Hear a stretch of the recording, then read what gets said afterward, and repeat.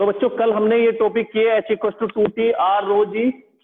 और अगर हम कैपिलरी ट्यूब की रेडियस को लेते हैं, radius of meniscus capital R and radius of tube small r, तो R को अगर स्मॉल r की टर्म में लेंगे, ये वाला एंगल कितना लिया था, थीटा, है ना, इस तरह से।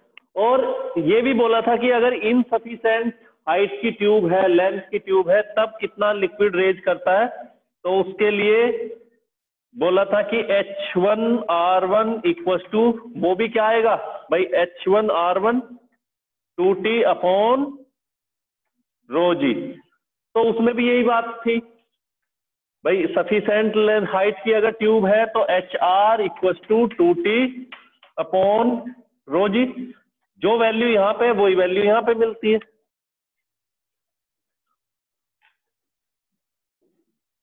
स्लैंट करके रखते हैं, तिरछा करके। ये हमारे पास कंटेनर और इसमें हमारी ट्यूब। अभी देखो जरा किस तरह से,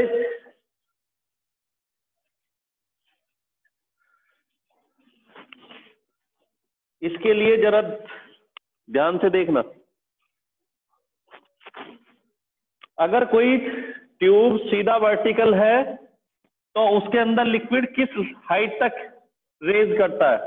ये हमारे पास ट्यूब, लिक्विड का लेवल ये है यहां तक, और इसमें सपोज ये वाला लिक्विड यहां तक रेज करता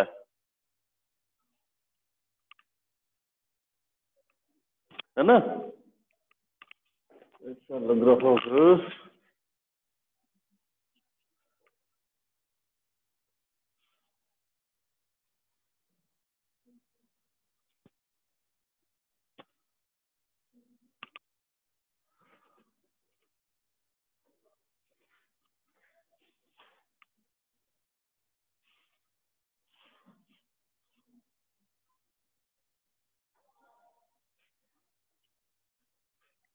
अब जिस तरह से यहाँ पे है, मान के चलते हैं, हमने क्या किया, इस कंटेनर का साइज थोड़ा बढ़ा देते हैं, इसकी बॉटम को बड़ा करते हैं। अभी लिक्विड की किस हाइट तक रेज किया, यहाँ इस लेवल तक, ये कंसीडर किया। अब अगर इसके अंदर ट्यूब को इस तरह से रखेंगे,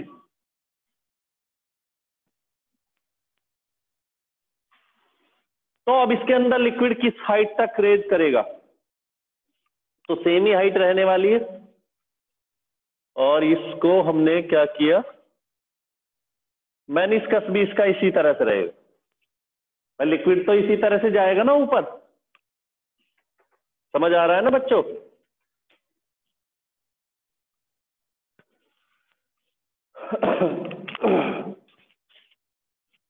और यहां पे ये इस तरह।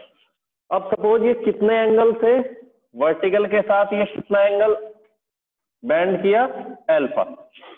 हमने इसको कितना एंगल बैंड किया हुआ है, अल्फा। यहां से लेके यहां तक कितनी हाइट है, h, और सपोज ये वाली लेंथ कितना है, l। तो अब निकालना है h को l की टर्म में, जो टॉपिक हमारा था अभी,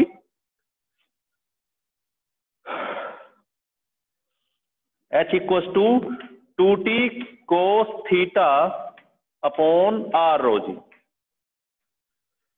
ये वाला। अगर इसमें हमें टेंशन निकालना है कि टेंशन कितना होगा, या हाइट कोई ले ले, है ना, तो h की जगह क्या वैल्यू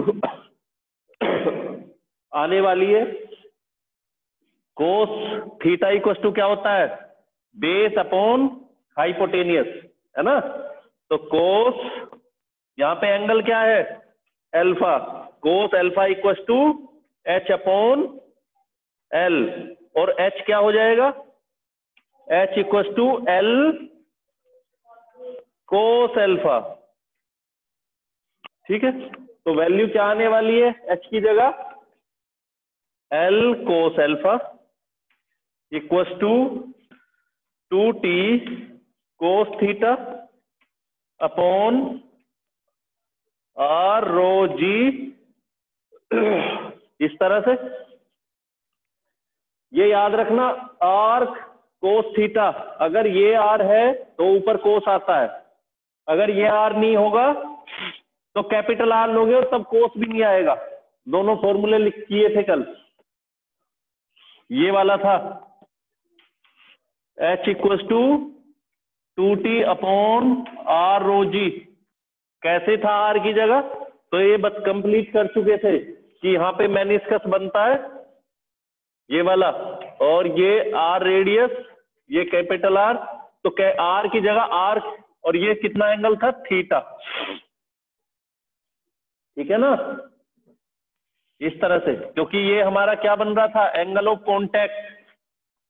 अगर ये थीटा है तो ये भी थीटा बनता है, इस तरह से। तो अब इसमें क्या आ जाएगा, L इक्वल टू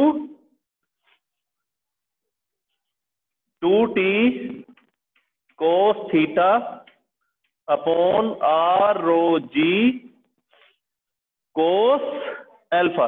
याद रखना कौन सा एंगल किसके साथ है, ये एल्फा है कि जो उसका स्लैंट लेंथ के साथ है ना, वर्टिकल और स्लैंट लेंथ के बीच जो एंगल बनता है दैट इज एल्फा।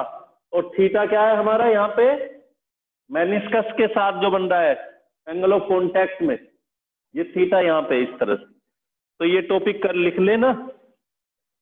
इसके बाद ये चैप्टर में एक और टॉपिक बचता है, फैक्टर्स अफेक्टिंग सरफेस टेंशन। ये लास्ट टॉपिक है इस चैप्टर का, उसके बाद ये chapter finish. Last topic factors affecting the surface tension.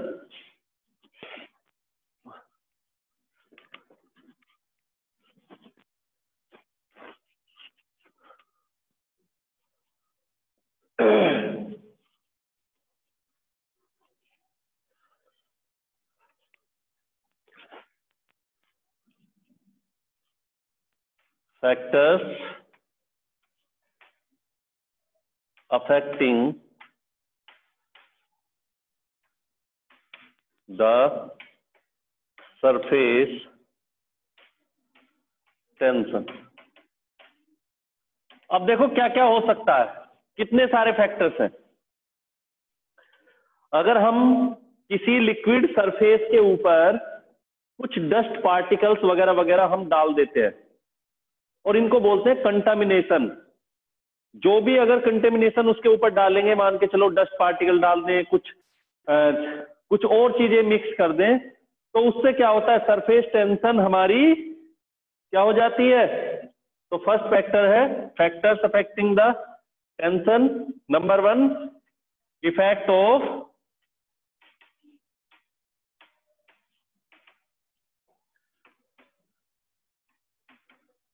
Contamination. अगर हम इन चीजों को डालेंगे तो उससे हमारी सरफेस टेंशन क्या हो जाएगी, रिड्यूस हो जाती है। क्यों रिड्यूस हो जाएगी, मान के चले ये सरफेस लिक्विड, और इस लिक्विड के ऊपर कुछ डस्ट पार्टिकल है या कुछ और कंटेमिनेशन है, वो हमने डाले हैं, तो इससे क्या होगा, जो लिक्विड का एरिया था, जो फ्री सरफेस है, उसके जो मॉलिक्यूल्स हैं वो जो फोर्स लगाते हैं, उनके बीच में क्या आ जाती है, कुछ और इंप्योरिटी आ जाती है, जिसकी वजह से वो फोर्स रिड्यूस हो जाता है। इसके बाद आता है नेक्स्ट, इफेक्ट ऑफ सोल्यूट। देखो मान के चले ये सरफेस है, सरफेस में ये भी पार्टिकल ये भी पार्टिकल, तो अभी फोर्स कौन सी है, कोहेसिव। लेकिन बीच में कोई डस्ट पार्टिकल डाल दिया है ना, अगर ये डस्ट इनके साथ दोस्ती होती अच्छी तो क्या होगा, एडहेसिव हो जाएगी, है ना। लेकिन वो नहीं रहता, बल्कि क्या होता है, बीच में जो मॉलिक्यूल की जो रेंज थी, हमने पढ़ा था किस रेंज में आने पर मॉलिक्यूल फोर्स लगाना शुरू करते हैं, force of attraction 10 to the power -9 metre. 9 metre पर फोर्स ऑफ अट्रैक्शन लगाते हैं। मॉलिक्यूलर रेंज बताया था कि जिस रेंज में आके एक मॉलिक्यूल दूसरे मॉलिक्यूल के ऊपर फोर्स लगाता है, लेकिन उस वो रेंज अब बढ़ जाती है। क्यों, थोड़ी रेंज तो वही रहती है, लेकिन दो मॉलिक्यूल के बीच का गैप बढ़ जाता है। किसकी वजह से, कुछ अदर पार्टिकल्स की वजह से, जिस वजह से फोर्स रिड्यूस हो जाएगी। नेक्स्ट है सोल्यूट। अब ये सोल्यूट से मतलब क्या है? अगर हमारे लिक्विड के अंदर, जैसे हम वाटर का एग्जांपल लेते हैं, सोडियम क्लोराइड मिला हुआ है या कुछ और इंप्योरिटी मिली हुई है, जैसे आपने सुना होगा कि लिक्विड के अंदर अगर खारा पानी होता है तो उसमें कपड़े हमारे अच्छे से साफ नहीं होते। खारे पानी में कपड़े अच्छे से साफ नहीं होते, उसका रीजन है कि वहां पे सरफेस टेंशन बढ़ जाती है।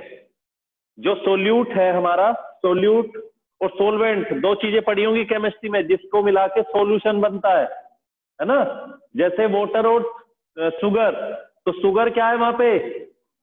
सोल्यूट, और वाटर सोलवेंट, दोनों को मिक्स करें तो सॉल्यूशन तैयार होता है। तो सोल्यूट जो होंगे उसकी इंप्योरिटी से, उसके मिक्सअप से वाटर का सरफेस टेंशन इंक्रीज हो जाता है, जिसको रिड्यूस करने के लिए हम क्या करते हैं? उसको रिड्यूस करने के लिए सोप का यूज करते हैं, सर्फ का यूज करते हैं, है ना? और सोप से सर्फ और भी टेंशन को कम कर देती है। पढ़ा था ना आयोनाइजेशन कि जो डस्ट पार्टिकल होते हैं उनके साथ रिएक्शन किसकी अच्छे से होती है? सर्फ वगैरह की। तो इस वजह से। और तीसरा आता है कि सर हम तो पानी भी गर्म करके कपड़ों को साफ कर लेते हैं। भारी भारी अगर कपड़े होते हैं तो वहां पे क्या होता है भैया, अब पानी के अंदर भारी कपड़ों को डालते हो तो पानी उनके धागों के बीच तक नहीं पहुंच पाता। क्यों? क्योंकि सरफेस टेंशन ज्यादा होती है। तो उस कंडीशन में क्या करते हैं? कुछ को देखा होगा, डंडा लेते हैं और डंडे से मारना शुरू करते हैं। डंडे से मारने का मतलब क्या है? ताकि वो जो होल है बीच में, जो धागे हैं और धागों के बीच में जहां पे पानी नहीं पहुंचता, डंडा मारने से वो वहां पे भी पहुंच जाता है। और क्या होगा? पानी वहां पे पहुंचेगा और उसके साथ जो डस्ट होगी वो बाहर आएगी पानी के साथ में। तो तीसरा, या देखा भी होगा घर पे मदर को कि आज मुझे भारी कपड़े, जैसे भारी भारी कपड़े होते हैं, कि आज मुझे ये धुलना है, कंबल धुलना है या ये चीज साफ करनी, वॉशिंग मशीन में भी कर लेते हैं, लेकिन और भी अच्छे से, क्योंकि उसमें तो सर्फ लगता है, इलेक्ट्रिसिटी भी यूज होगी, लेकिन अच्छे से और भी करें तो क्या कर लेते हैं? पानी को पहले थोड़ा सा गर्म कर लेते हैं। तो गर्म करने से क्या हुआ? इफेक्ट ऑफ, थर्ड पॉइंट आता है effect of temperature. Temperature increase करने से क्या होता है? वाटर का सरफेस टेंशन रिड्यूस हो जाती है, और वाटर की सरफेस टेंशन रिड्यूस होगी तो उससे क्या हो जाता है?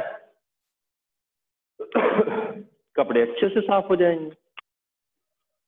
तो ये सारे पॉइंट्स हैं हमारे।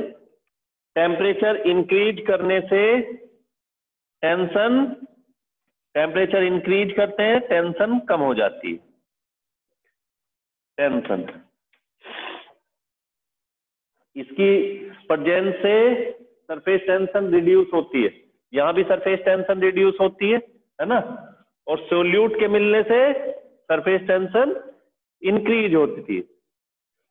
कर लो तो आप इसको। इसके बाद नेक्स्ट, अब बात करते हैं टेम्परेचर। देखो ये एक सेंसेशन है कि किसी बॉडी की हॉटनेस और कोल्डनेस का।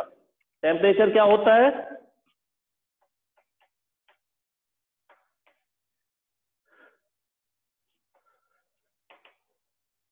The sensation of a body of hotness और कोल्डनेस, की बॉडी हीट है, हॉट है या कोल्ड है, उसको हम किससे मेजर करते हैं? टेम्परेचर से। जो क्वांटिटी उस बॉडी के हॉटनेस और कोल्डनेस के बारे में फील कराए, बताए, दैट इज टेम्परेचर। अब कितना है, कम है, ज्यादा है, क्या ये बताएगी हीट? नहीं। हीट बताने के लिए खाली टेम्परेचर को ही ऑब्जर्व करना सही नहीं है। हीट वैसे रियल में है क्या? एक तरह की एनर्जी है जो हाई टेम्परेचर से लो टेम्परेचर की तरफ फ्लो करती है। अब इसको वैल्यू कैसे निकालें कि कितना हीट किसी बॉडी के अंदर है? तो उसके लिए हमें क्या देखना होता है? बॉडी का मास। जब उस बॉडी को हीट दिया था उससे पहले कितना टेम्परेचर था, बाद में कितना है, और ये दोनों के प्रोपोर्शनल होती है। Heat directly proportional mass, directly proportional delta T, और क्यू इक्वल टू आता है एस एम डेल्टा टी। तो S equal to Q upon M delta T. S is the specific heat, जो हमारे सिलेबस में भी। एस को क्या बोलेंगे? Specific heat. और हीट की यूनिट क्या होती है? जूल। एसआई यूनिट जूल और सीजीएस यूनिट कैलोरी। कैलोरी होती है, कैलोरी भी बोल देते हैं ना। तो और 1 कैलोरी इक्वल्स टू 4.18 जूल। इतने 1 कैलोरी में इतने जूल होते हैं। तो जूल छोटा है, कैलोरी बड़ी होती है। अगर हमें जूल को वापस कैलोरी में कन्वर्ट करना होता है तो क्या करेंगे? 4.18 से, या अप्रोक्स में इसको लिख लेते हैं 4.2 joule. 1 calorie equals to 4.2 joule. तो याद रहेगा किसी बॉडी में, भाई आपके पास मान के चलो एक टेस्ट ट्यूब है, आपके पास एक पूरा टैंक है घर के अंदर, या पूरे शहर के पानी का टैंक है, पूरी सिटी का, और आपने टेम्परेचर चेक किया दोनों का जाके। जो टेस्ट ट्यूब थी उसका टेम्परेचर देखा तो 100 डिग्री मिलता है, और जो सिटी का पूरा टैंक है, सिटी के वाटर का टैंक, उसका टेम्परेचर देखा आपने 20 डिग्री है, जो उस टाइम एटमॉस्फेरिक टेम्परेचर था। तो दोनों में हीट आपने क्या सोचा? हीट किसके अंदर ज्यादा है? जिसका टेम्परेचर ज्यादा है ना, उसकी तो हीट ज्यादा होगी। लेकिन ऐसा नहीं होने वाला। क्यों? क्योंकि हमने देखा कि जब उस पूरे टैंक को गर्म किया था 0 डिग्री से 20 डिग्री तक, तो उसमें हीट बहुत ज्यादा दी। भाई घर के अंदर है, हमने 2 अलग अलग क्वांटिटी लिए हैं वाटर की। एक के अंदर मान के चलते हैं केवल 10 ml है, और दूसरे के अंदर 100 लीटर वाटर लिया है। अब गैस बर्नर के ऊपर दोनों रखे हैं, तो गर्म कौन जल्दी होगा? अगर हम देखें टेम्परेचर किसका 100 डिग्री पहले होगा? 10 ml का। इसने कम हीट लिए और ये ज्यादा लेगा। तो इसका मतलब क्या है? खाली टेम्परेचर से हमें पता नहीं चल पाएगा कि बॉडी के अंदर, किस बॉडी के अंदर ज्यादा हीट है। उसका साथ साथ क्या मेजर करना होगा, क्या ऑब्जर्व करना होगा? क्वांटिटी। और क्वांटिटी से मतलब मास। समझ आ गया ना? तो हीट पता करने के लिए बॉडी का मास भी देखना जरूरी होता है।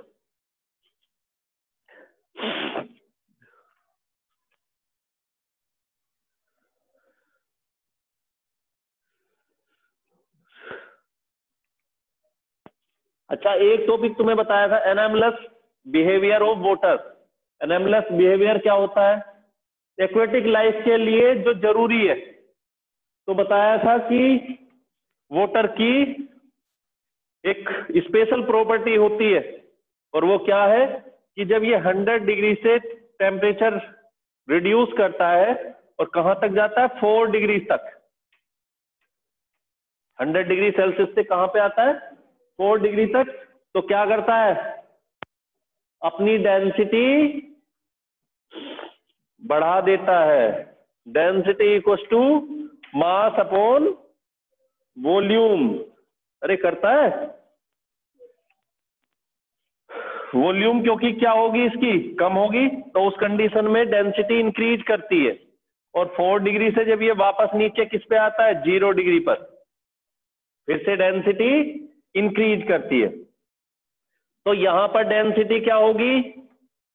इंक्रीज होगी, और यहां पर डेंसिटी वापस डिक्रीज होती है।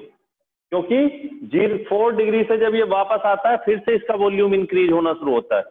पहले 100 से 4 तक वॉल्यूम गिरता है, और 4 से वापस 0 पर आते आते इसका वॉल्यूम फिर से बढ़ने लगता है। तो डेंसिटी, और इसका बताया था स्पेशल बिहेवियर की, इस वजह से ही पूरी जो एक्वेटिक लाइफ है वो जिंदा रहती है। क्यों? क्योंकि बर्फ केवल वाटर के ऊपर रहती है किसी हाइट तक। एक न्यूमेरिकल भी पूछा था एक दिन, किसी बच्चे ने कराया भी था, याद होगा,